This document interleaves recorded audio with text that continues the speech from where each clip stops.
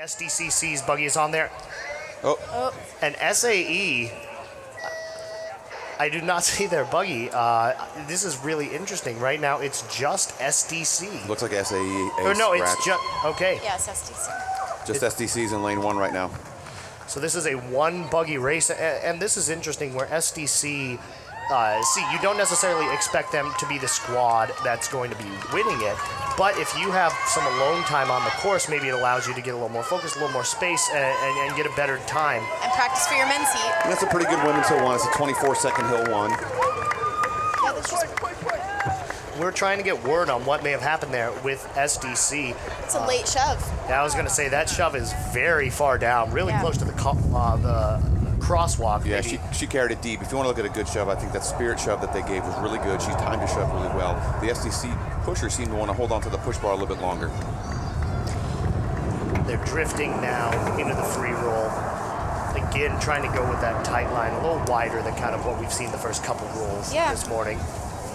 Yeah, it's unfortunate to not see SA's Buggy. I mean, when you're a team that's kind of been on the brink of not participating, and it's so really awesome to see them build, it can be tough to time how to mechanic to build two Buggies. So it's possible they could roll in exhibitions tomorrow, but today's... They hit a stop sign time of 1:08, so as a C team, it's not bad. Not comparable to the Spirit time.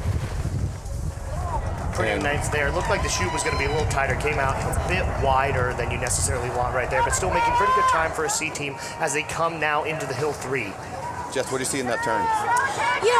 It seemed tight going into the chute, and then she was very wide outside of it. And SDC has tended to do that in the past. I don't know how they've been rolling this year at practice, but it's possible that's just how she feels more comfortable. It did look like it might have slowed her down coming out of the chute, but again, it's hard to tell with the women's shove as well. Yeah. Colleen Egan now taking the Hill 4 push.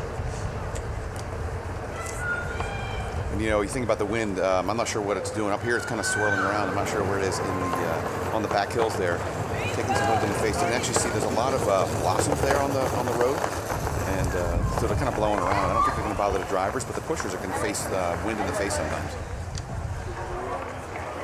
Here we go, about to get into this 4-5 transition. At about 2:22 with a really fast women's hill 5, that might give her a 25-second hill 5 time, so maybe a 2:47-ish. Very respectable C team time. And that's really good.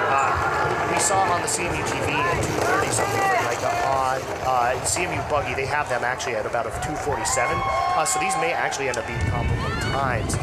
Hill 5 is really motoring pretty good right there. What are we looking at here, Andy? She's at 250 right now, 51, 52, so about 252, 253. The clock behind the truck.